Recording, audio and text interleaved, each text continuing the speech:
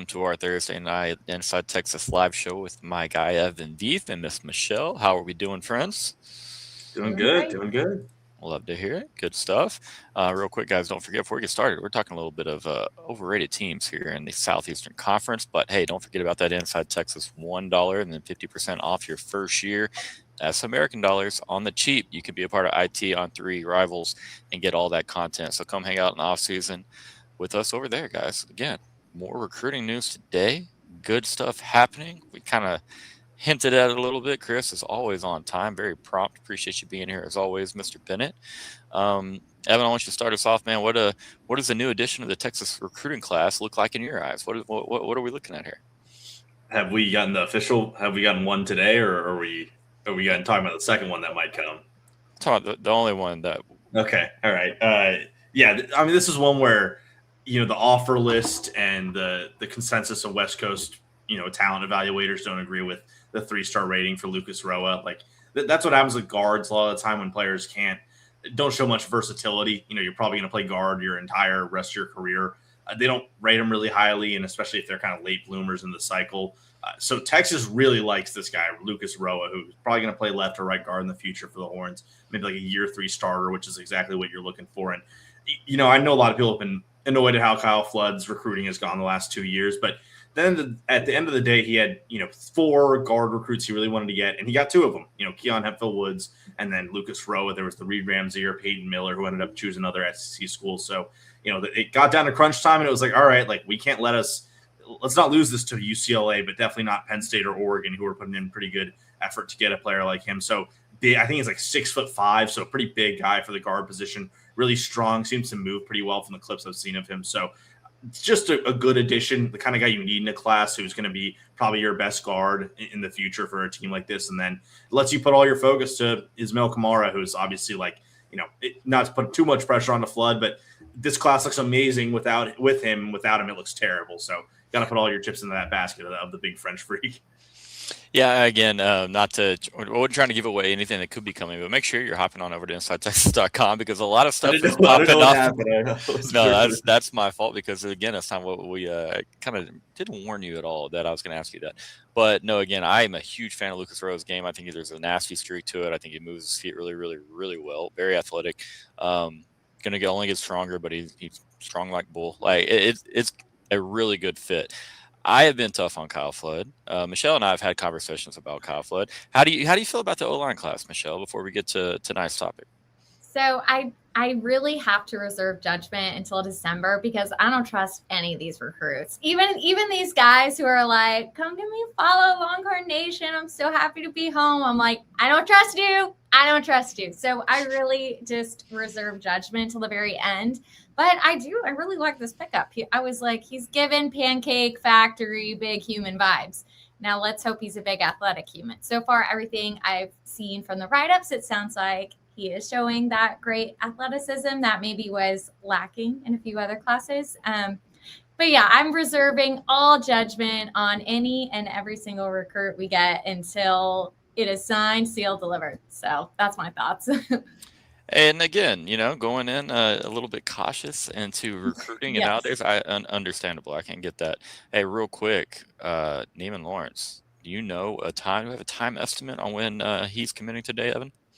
It was supposed to be 6 p.m. So, they will be in it now. They always push it like 10 to 15 minutes after their start time because he's doing it at the opening, which is an event. So I know that can muddy the water of when things are available. Yeah. So I thought, there's some writing on the walls, but I thought he might have already done it and maybe picked Texas as one of his schools. There's a lot of schools that could, get his allegiance. Would be a big fan of that young man's skill set. Joshua, you are pretty tough on Kyle Flood. I don't think that's a secret to anybody. I don't want to bring up bad juju, but I have to say Felix Ocho, I thought his commitment was hilarious because he put on the Texas hat and everybody was like, yay. And then he's like, oh, no, it's Texas Tech. And then everybody's like, oh, I could not help, but I thought that was really funny. But then they all clapped and cheered, but it was crazy. That is why I am very timid to say anything about, especially offensive line class, because since the offensive line is such a position of need for literally every school, like you can't ever have enough offensive linemen. I'm like, I can't trust anything until the last minute. And you just never know who's going to come in last minute with an offer somebody can't turn down. Like, I never blame any of these guys for accepting a larger financial offer. It's just like, of course, you have to do what you got to do. But it's like, I'm just too cautious when it comes to the offensive line recruiting. It's too crazy. Yeah, I mean, and again, you got to recruit, you got to hold on to them, you got to develop. It's not just about recruiting the 4 stars, 5 stars. Feel really good about the development of our tackles under Kyle Flood. I'd like to see a little bit, nastiness in the run game, a little bit moving people off the ball. This is a common everyday topic amongst Texas fans when it comes to football. So no groundbreaking news there, but do like this class. It is a nice class so far, but you have to have Kamara in there. You have to have another guard. I'm going to take offense to this, Joshy. That's just not that, but this. Like, that's crazy. Like me, you don't think I could get out there and stand in front of Colin Simmons or Lance Jackson or like any of the freaks that like OU have? Or like You'd struggle to hold Colin Simmons. To hold Colin Simmons? To commit a penalty on him. No, absolutely, yes. Like, for y'all that are curious, I'm 6 foot flat and about 170. So here's the strategy for people who are smaller, male or female. Grow your fingernails out. Claw at them. You know what I mean? They won't see it coming. You could scratch your cheeks. They'll be like, whoa. And then boom, you just get on by. That would be my strategy. If they threw me out there, I'm working on growing my nails back out. So just in case we need a guard. It's like me in high school basketball. I was always trying to play a lot bigger than I was. And back in my day, we didn't have like the tighter fitting jerseys. There were some that had like the big arm opening, go all the way down to your waist almost at times, especially like, when we were younger. I'm grabbing ribs and skin, baby. You put me on a 6'5" guy down on the post. Coach was like, yeah, that's a matchup we can win because I know he's got a little nasty to him. I would get in there. I'm kneeing, I'm elbowing, I'm pushing. I wasn't gonna get dunked on. I got dunked on one time. I was never letting that happen again. But no, you got again, not a bad strategy, Michelle. Grow the nails out. Do what you got to do. To be fair, Evan, like, how long are you standing in front of Colin Simmons? Like, let's be real here. You give me 5 reps against Colin Simmons. I bet you my quarterback can get it out once. I think you're giving yourself too much credit. I'm sorry, Evan. I bet he can get it out once. Are you cut blocking? Are you going to throw your clavicle to the wind forever? Like, if in this hypothetical scenario, like the consequences of my actions of how I treat myself don't come to play, I bet I could catch him off guard once, and my quarterback he'd beat me, but my quarterback could get it out. This is like how many times can you score on Wemby, or how many times could you tackle Derrick Henry in 100 chances? It's small, but there's a path. There's a path. I would not tackle Derrick Henry one time. No, that's the one I'm saying. I would score on Wemby. I would not. You laugh. Come get this work, Evan. Let's get out there. All right, we're 9 minutes in. We haven't talked to any overrated SEC teams. I promise that's why we're here tonight. But we are paying attention to commitment news out there and to certain announcements. So anybody in the chat, keep an eye on it. I know we're trying to do the same here, but let's get going. SEC teams.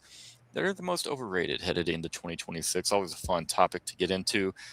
I'm going to start us off and just say that I don't think LSU is going to be a bad football team by any means, but I think that they're a little bit overrated considering it's year one of Lane Kiffin, and there's so much overturn with that roster, so much overturn with that coaching staff. And then again, the schedule is pretty tricky. You get the early game with Ole Miss on the road. You turn around and welcome A&M to Death Valley, who beat you there last year. I'm just saying, a lot of people have really penciled in LSU, I feel like, for like an automatic 9 or 10 wins. And I don't have them winning 9 at all right now. So thoughts? Do y'all disagree? I think, Evan, I know we've talked a little bit about LSU here, but what are you kind of expecting out of Lane Kiffin in LSU in year one? Yeah, it's not my first pick for overrated. We'll get to that eventually. I do see what you're saying in that I don't think they ever got the bump down of everything changed in their expectations. Like, it felt like they kind of are skating into a top 10 preseason and SEC title contender.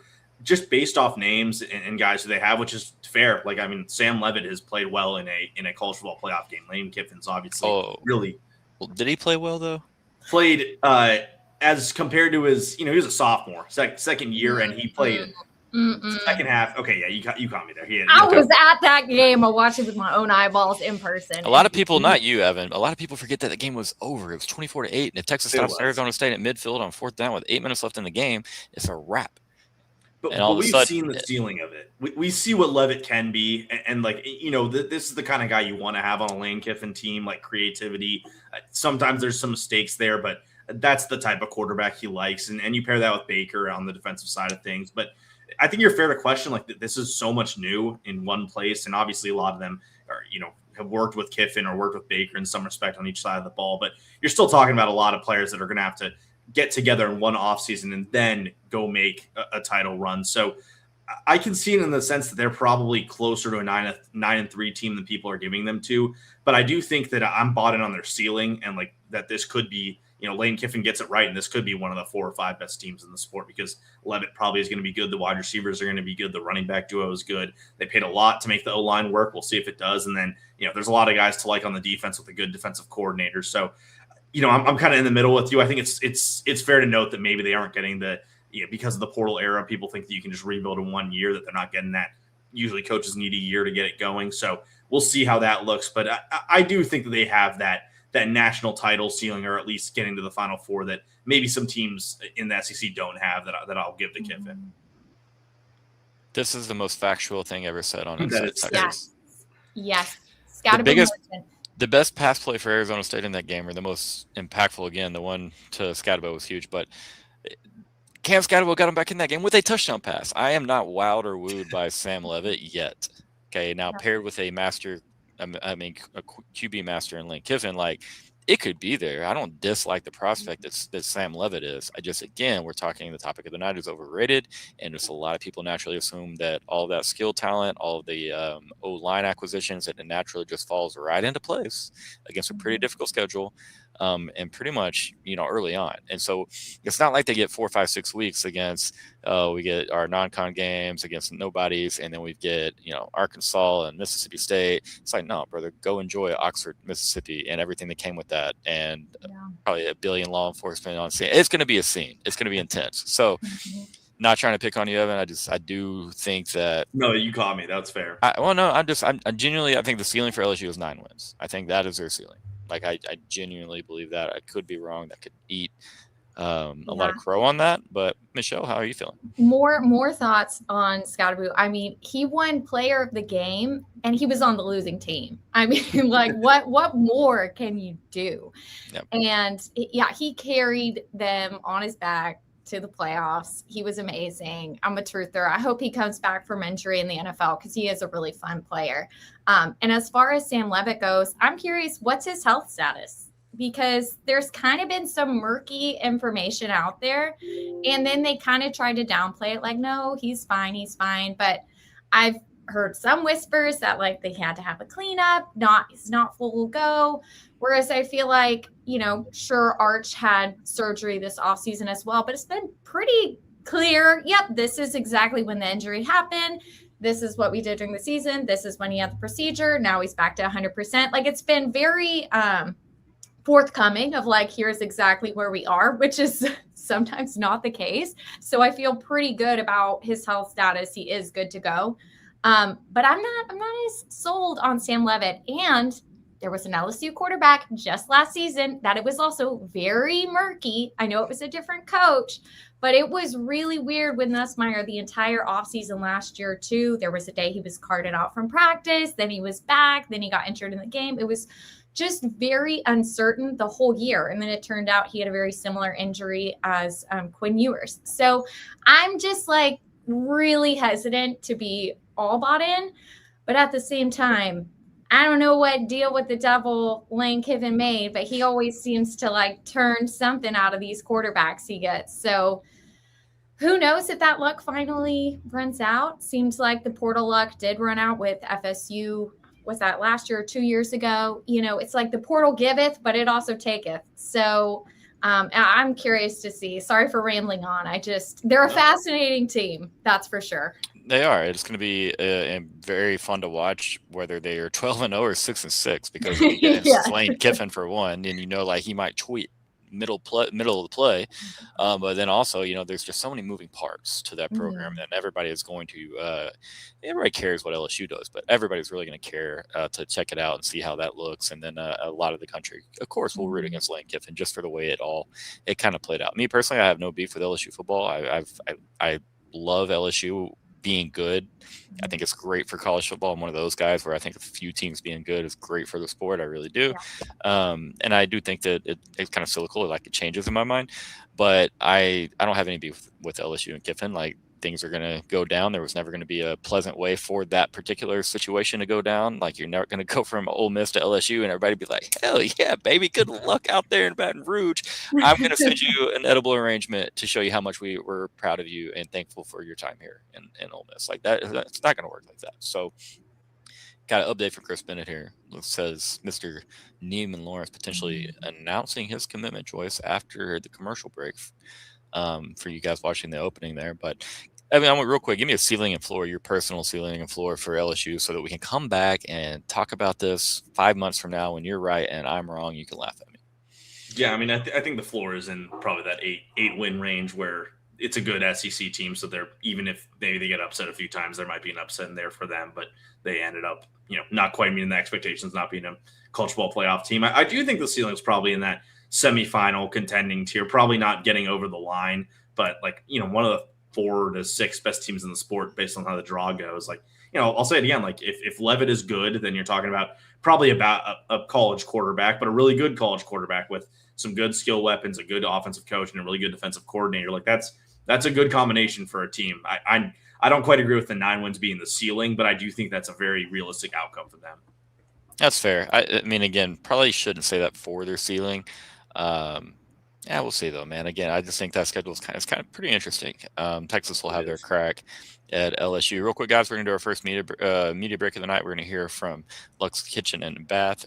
Excuse me. We're gonna hear from Mr. David McClellan, and then we are going to hopefully have good news regarding the commitment status of Neiman Lawrence. We'll be right back. Big financial decisions don't have to feel overwhelming. There's someone who can guide you every step of the way. David McClellan is a fiduciary financial advisor with Forum Financial, and he's working closely with his clients as a true financial life coach, guiding every aspect of your financial journey with expertise and care. If his name sounds familiar, that's because David was a swimmer at Texas and a member of several national championship teams. Today, he channels that same championship mindset into helping people win with their finances. David specializes in financial planning, and he's contributed numerous articles to Keipelinger on the topic of retirement tax bombs. And right now, David is offering viewers a free intro consultation to assess your financial situation. Do not miss this chance to get personalized guidance from a trusted expert. To schedule your free consult, email David at dmcclellan@forumfinancial.com, or you can call him directly at 312-933-8823.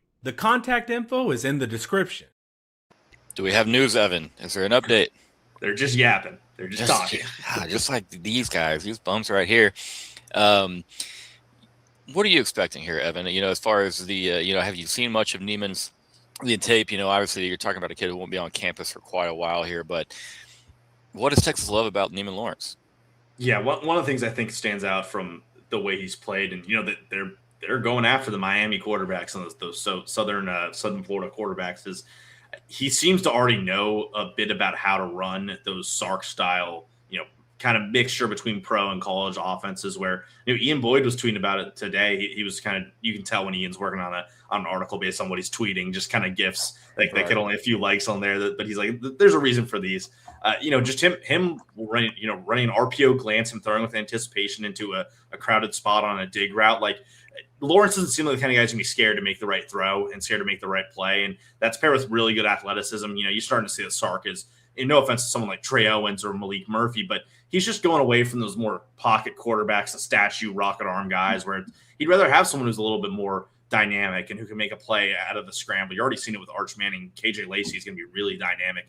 Diabell is someone who's also got those kind of traits. Like that's the kind of guy that he's starting to want to bring in. And when Sark narrows in on a guy, it's for good reason. And I think Lawrence is the one that has a really, really high ceiling. He's a little shorter. He's not KJ Lacey short, but he's also not like big dude like Arch Manning, and even Diabell's got some size on him. So I think it's about the athleticism, and I think there's a good mental makeup for him as a quarterback, like not showing that he's scared, even though he's playing against some guys who are going to be playing D1 football before he is in at corner and on the defense. So I think it's going to be a good pickup if they can get him. I believe we should be hearing from it. Like he's talking to the mic right now, so it looks like we're about to hear from it right this second. Well, there you go. A couple of things Texas likes about Neiman. Hopefully, we get the good news there. Again, long way until that recruitment would be finished up and signed on the dotted line there. But hopefully we get good news here momentarily. And there you go from Mr. Bennett. He said it's Texas. I have a question about quarterback recruiting in the high school ranks, because it seems to be a little bit different than some of the other positions. I feel like you're more likely to recruit somebody who commits as early as, the 2028 class, so far away, right? We're still not even done the 2027 class. But like Diabell, he committed really early. I just feel like in general, I see more quarterback recruits committing super far out, but they don't necessarily flip quite as often. What do you think the reasoning is for that? I mean, I think for me, part of it's the class setting. Like, that's your best recruiter once he gets on campus, because that's it's kind of the trait you want. Is like, I want a guy who brings the guys in and can both show me that he can be a leader on the field when it's 2-3 years from now, and also show these guys like this is the kind of guy I'm going to be playing with. And Eric's already talked about this, but Bryson Wright is the 2028 number one wide receiver. He's going to be the number one wide receiver by the time it closes. He's the one who was doing all those crazy flag football catches and already being compared to Jeremiah Smith. Having a guy like Lawrence, like that really helps. You're starting already. You're already contacting him. You're already saying, hey, this is a dude who this is another Florida kid. We know how to get these guys. We have the right people for people from Florida to come in. So I think for guys like Sark, who know that they can kind of pick and choose whatever quarterback they want most of the time. I mean, you see the guys who flip a lot late.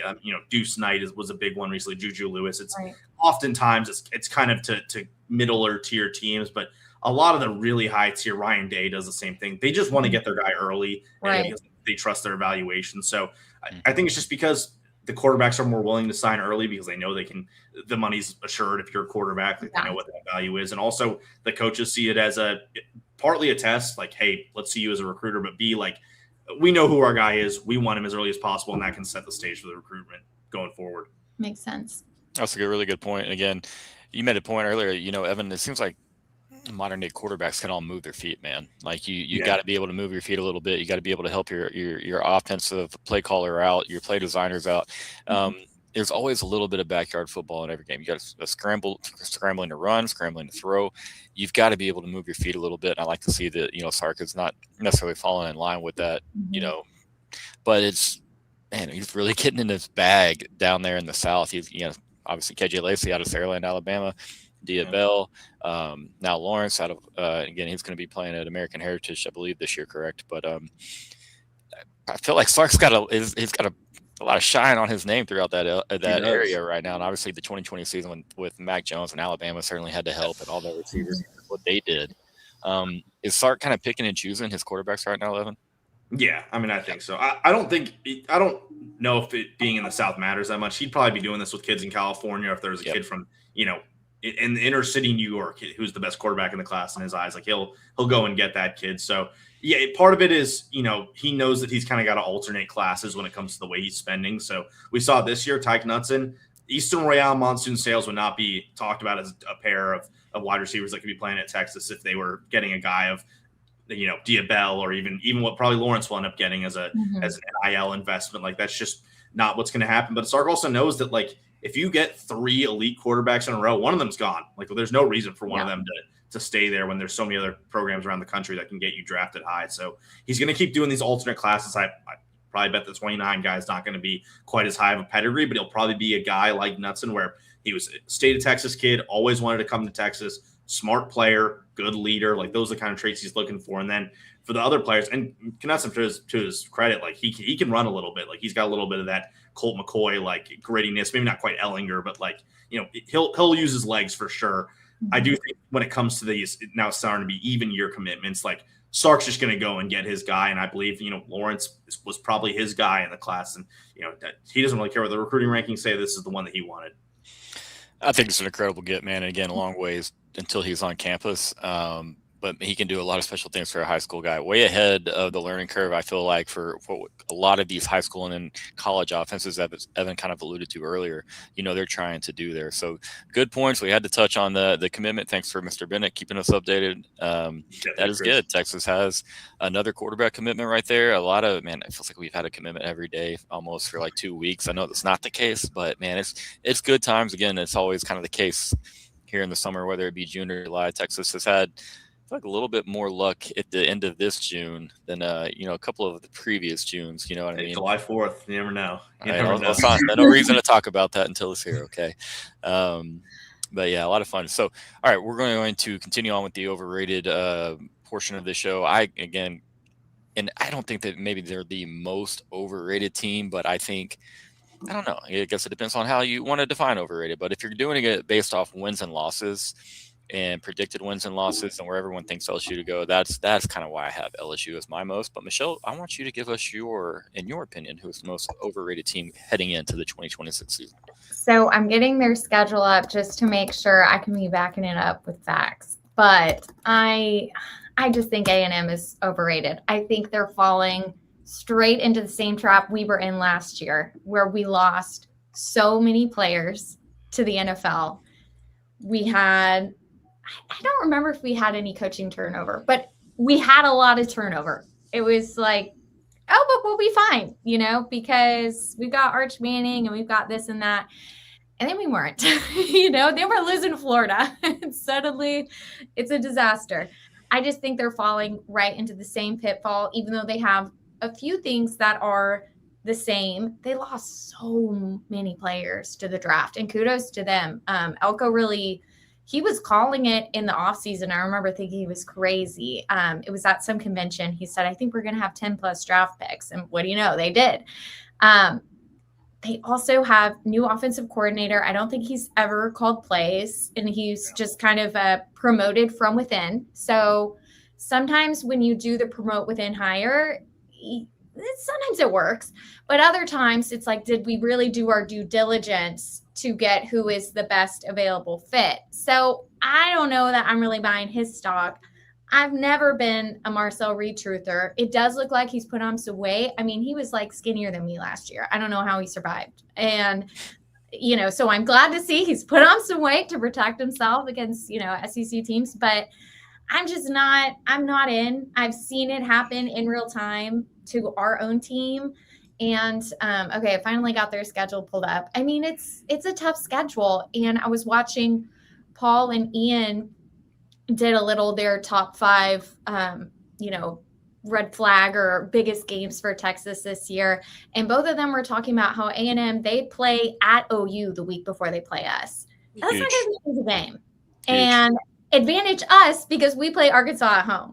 Yep. So I know that we're not necessarily talking about like Texas's matchup with them. We're talking about them as a whole, but I mean, they're getting a lot of love in some of these preseason polls and conversations. And I mean, I think Elko is a really good coach. I have a lot of respect for him, but I don't know. I think they're falling into the Texas trap of last season. It could be fun. Evan, what are your thoughts? And up there on your overrated list? Yeah, I think just some realistic regression is in place for them, right? Like the schedule is, like you noted, just significantly more difficult. Like they didn't play any SEC teams that were even close to competitive until they played Texas. And, Texas had the home field advantage. It was when Arch was playing at his best during the year, even though Arch didn't have the best game that game. Like, okay, so you lose to Texas, but then you don't really do anything in the playoff. And so you're leaving the year on a sour note, and then you're also losing 12 players, right?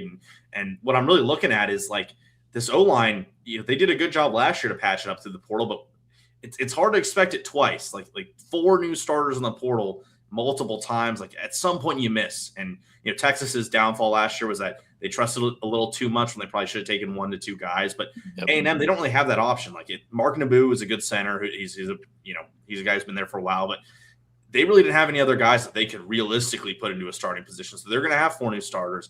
Ruben Owens, has not lived up to that 5-star hype, and I believe he's had some injury problems. But like, I wouldn't be surprised if they have to use KJ Edwards as their primary back when it's all said and done at the end of the season. So we're talking about a team that lost some players. It's going to have to play a much harder schedule. Even though you get the Texas game in Aggie land, you don't have Texas's number right now. So you're relying on a new offensive coordinator in Holman Wiggins, who hasn't called plays, which Michelle pointed out. Like, that has to go well with a quarterback that already hasn't had the best development trend against the best teams. And your running game, your O-line are still questions. And then that defense, like, Elko's got a great defense. It's always going to be top 20 under him. The problem is when you're playing against really good offenses, how does it look when they can avoid third down? Because we've discussed ad nauseum at Inside Texas how, like, you get to third down against this team with their pass rushers, they are going to destroy you.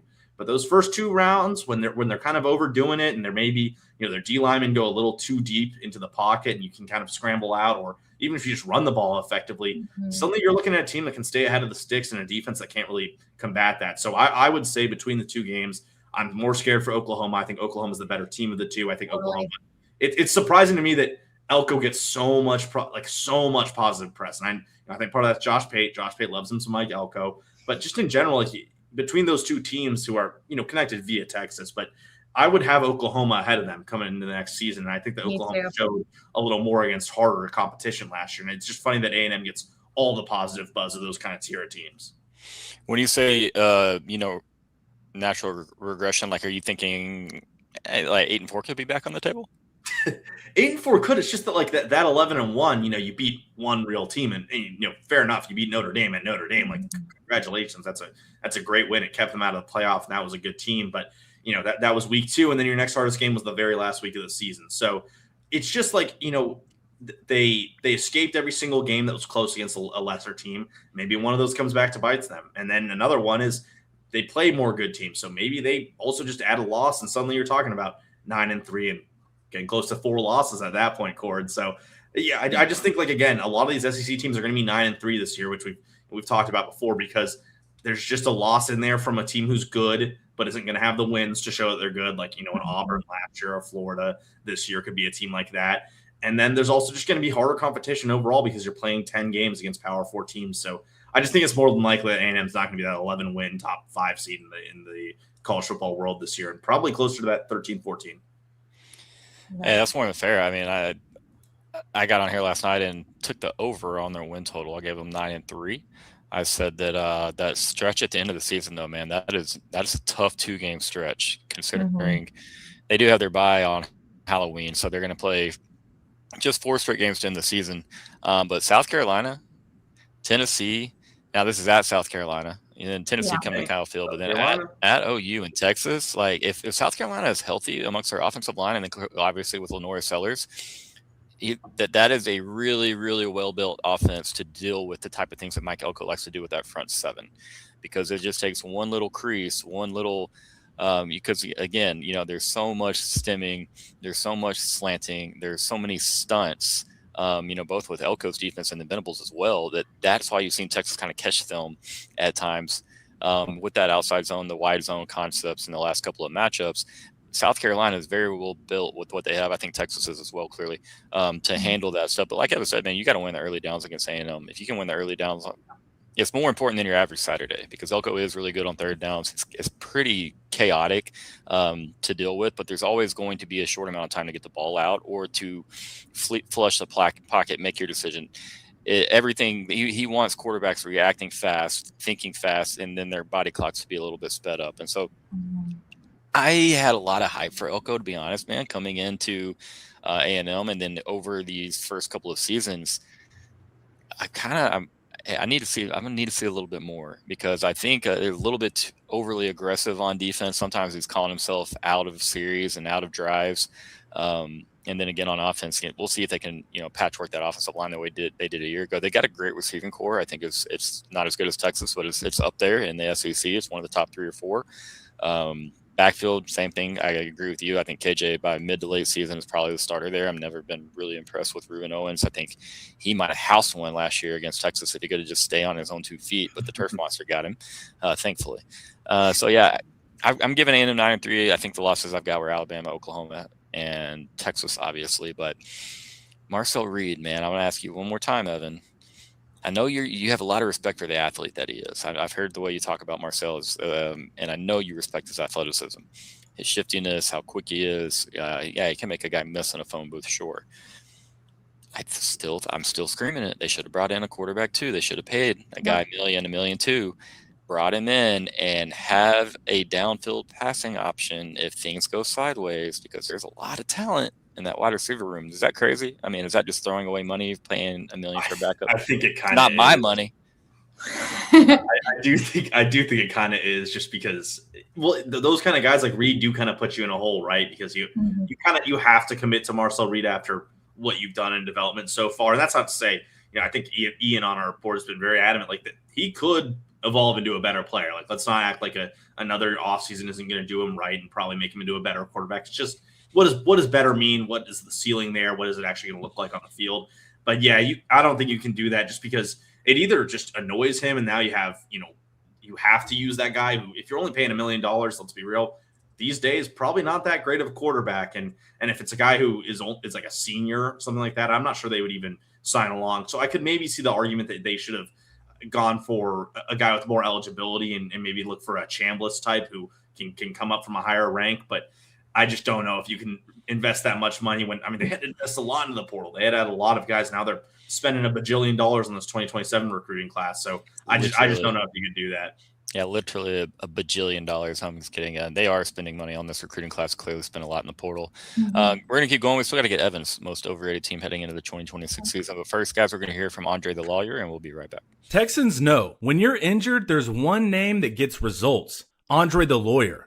Trust the team that has secured millions for their clients and helped thousands of Texans win their injury cases. Car wrecks, slip and falls, 18-wheeler accidents, on-the-job injuries, wrongful deaths. Don't let the insurance companies tell you what your claim is worth. Andre the Lawyer will fight for you. His principal office is in Dallas, but they serve Texans throughout the state. So don't wait. Call 214-444-8808. That's 214-444-8808. Contact info is in the description. All right, guys, keeping it rolling here on Inside Texas. Again, I don't think A&M is, I don't know if they're the most overrated, but I agree. I think they do regress. I do not think that they fall apart or anything, maybe the way that we kind of, it'd be a little bit entertaining to see. But I do think that there's with that schedule, there's a potential 4 losses on there pretty quickly. Ingrid checking in. Appreciate you being here. Better late than never. I'm glad you're here. And Rev Share, Camara Sales, Talk to Williams Collins. Hey, you just might. I'm not trying to be that guy. But it's a decent little start. But yeah, again, I've got LSU. If you missed the beginning, Ingrid, I had LSU as my most overrated team based on a wins-loss factor going into the season. Michelle said A&M. We had a little bit of speculation on both. We celebrated a commitment, but now it's time. We need to hear Evan. Who you got most overrated school for yourself heading into 2026? I've been on this for a while. I think Alabama is terribly overrated coming into the year. Just like it is unreal how overrated they have become. I think they're getting a little bit of the Texas treatment from last year, and it's not going to be as egregious as Texas is, but I also think that it probably Texas probably hit their floor of a season last year, and it was 9-3. I think it could be worse for Alabama. They're getting a lot of the quarterback that's coming in was a great recruit, so he's going to be great, and it's a big brand, and we know Alabama wins, so Alabama wins. When we zoom out and actually look at what this Alabama team looks like, I think it's 8 starters getting lost in the offense, and what came in to replace from the portal is Noah Rogers, who won't be healthy to start the season and was bounced around, couldn't cut at Ohio State, went to NC State, was good, but worse than IT Horton, who they lost to A&M. So, their wide receiver core is going to be fine, but the quarterback is going to be a huge question mark. You're relying on a redshirt freshman, and if he's not great, I don't think they're going to be that good. He's got to be really, really good, which I think Keelan Russell could be. He was a top 2 quarterback for a reason in his class.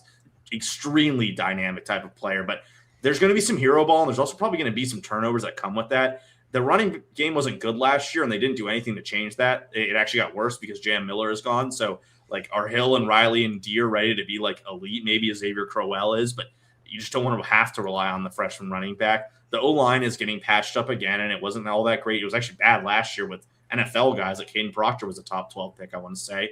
And it was bad, and they didn't do a whole lot. Nick Brooks might be their starting left guard, which is that might work out well, but I don't think it will from how it works with Texas. So you're talking about an offense that is really like DeBoer has got to get that scheme rolling really, really well. And they start their schedule early. Like they're playing in a Power 4 team in week 2 in Kentucky, which, to be fair to them, like they don't play any super powerhouses until they play Georgia, and then Georgia's at home, which is in their favor. But if this is the year that Georgia catches them, then you're suddenly looking at a streak of Georgia at Tennessee versus A&M, and then you get a bye, but then at LSU. I could see them going 0-4 in that stretch right there. Like that's where they're going to get caught, and that's where their team's going to get tested, and they're going to have the less experienced quarterback in all of them, but the Tennessee game. And I'm seeing, I read Bill Connolly's piece about the SEC, and he said that he has Alabama as a top 5 defense, and I see it on the back end. Like their secondary is unreal, probably going to be the best in the nation, and maybe that's just enough right there. But they have a lot of questions. Like middle linebacker, their 2 guys have 0 experience, and they're relying on them or a kind of also inexperienced transfer who's not all that athletic. And Yonze Pierre's a good edge rusher, but that is it for pass rush. Like they are going to have to send a lot of players and rely a lot on their corners and safeties to just cover one-on-one in coverage. I'm just not seeing this as a top 5 defense, and I'm definitely not getting the offense here being super productive. I think they're getting a lot of that. It's Alabama, trust them. DeBoer's a top 2 to 3 coach in the conference, trust them. I don't trust them. I don't think they're going to be good. I think that's the one I'll plant my flag on most. Of this probably tier of 6 or 7 teams at the top that are like really well liked. Everyone can see them contending in some way for the playoff. Like I'll take them as the one that put the tier below. I love it, man. Again, Alabama just doesn't seem to have I'm not going to call Alabama football soft, but it's just not the same, man. And that's clear as day. Like there's just a different. If no one was ever going to be able to come in and it looked like what Saban had rolling, clearly, but it just, I don't know, man. I expected that offense by now. They're to have a little bit of an identity. Can't run the football. Maybe they run the ball a little bit better, but I don't see it with that offensive line. Don't love the backfield. Again, you're not going to win all games based on a secondary. Go look at 2010 Texas and tell me that an elite secondary can go, lift you to be in a top 5 defense and a title contender. And so it's not that they're not worthy of that ranking or any praise or status that they have, but I just don't see it either, man. I have them losing to Georgia. I have them losing to Tennessee, but beating A&M. I think, hey, we're not losing Alabama. We're 3 in a row. They're going to get it right for 1 week. What happens with LSU after the bye week? Who knows? But I love that. I think both y'all had fun picks. I really like that Alabama one. Michelle, what are your thoughts on Alabama? Yeah, and I was just looking at the schedule. I totally agree that there's a lot of traps there. I was really surprised this offseason to see that they already extended DeBoer. I thought that this season would kind of be let's see if both parties are happy here, because I wasn't even certain. Like, we know DeBoer's a good coach. Like, we've seen what he's done, but that doesn't necessarily mean it's a good culture fit or like the right situation for him even. And so I was pretty stunned that he got that extension. And I'm with you, Evan. I'm selling my Alabama stock. Somebody can have it, because I don't know. I think that Georgia going BTA against them in the SEC championship, I think Kirby's finally like, okay, the Saban demon is released from me. I can do this. So yeah, I think they're going to be on cruise control. Georgia's going to beat them. I don't see them beating LSU. A&M, I really hope they beat A&M, but I don't even know about that one. So I think that's a good call. And honestly, Alabama is like not even on my radar, which is crazy because it used to be haunting my dreams, and now I don't even think about them. We took their running back. We took Smothers. Like, who's running the ball for them? I don't know, but he's running for my team. That's all I can about. That's the thing. Like, you got Texas just taking Hollywood Smothers after he's on campus. You've got Isaiah Horton going to A&M. Like, that's a huge loss. Huge loss. Like, Horton's a really good receiver. He's going to be a good player for A&M. Some of the quarterback can find the guy. But I just don't. I love that, Evan. I think you might have won out of the 3 of us. I hate it. That was a good one. But I do like that. I thought, I'm going to be honest, from intel that I had, I really thought that was a really strong possibility, Chris. I thought DeBoer to Michigan was very, very, very real. Mm-hmm. It made a ton of sense to me. DeBoer 2-0 versus Sark. Listen, brother, I'm not moved. I'm not moved by an Alamo Bowl win without Bijan Robinson and Roschon Johnson in the backfield. I'm gonna be real with you. That doesn't move me much. And Sark didn't fumble the ball twice to start the 3rd quarter. Texas wins that game. And then I'm not coping. It still hurts a little bit. It still hurts a little bit. But nope, we got to beat DeBoer at some point, man. It is true. Yeah. 2-0. He is 2-0. I just at one point I never loved the fit DeBoer in Alabama. Right. But I mean, his record is his record. I mean, he's gone everywhere he's gone, he's won. And so you have to give it a little bit of credit and respect, but I'm just curious how much patience they're really going to have. It feels like almost running out of patience already with Alabama. But again, it feels like anyone who stepped in to Nick Saban's shoes, I mean, it was kind of inevitable that was going to be the case there. So that's why the contract confuses me. It almost is like his camp was like, hey, this season might be kind of tough, an adjustment year. And they somehow negotiated but I just don't get why Alabama would agree to that. I don't get it. It makes no sense to me. I don't know. Jimmy Sexton magic, I guess, because I think that's his agent. So who knows? that's all a mess. Guys, we appreciate y'all being in the comments and supporting the show. Make sure you throw a like on the video if you do not mind. I'll be back on Sunday. Evan, when are you back on here? You got any weekend inside Texas? I got to move this weekend for this. This guy never works. The last time you will see this backdrop of mine. Wow. I'm going to the East Coast too, so gonna get a little desk setup change going. So rest in peace to this room. RIP to the room. Evan, thanks for doing it. Michelle, thanks for doing it. All you guys in the comments, we really appreciate y'all. Yeah, make sure you're going over to InsideTexas.com, checking out the fun new article I'm sure that we've got posted by now on new commit Neiman Lawrence. Go learn something about the new Texas commit, the signal caller. Yeah, thanks for watching, guys. We appreciate your support in Inside Texas, and we'll see you next time.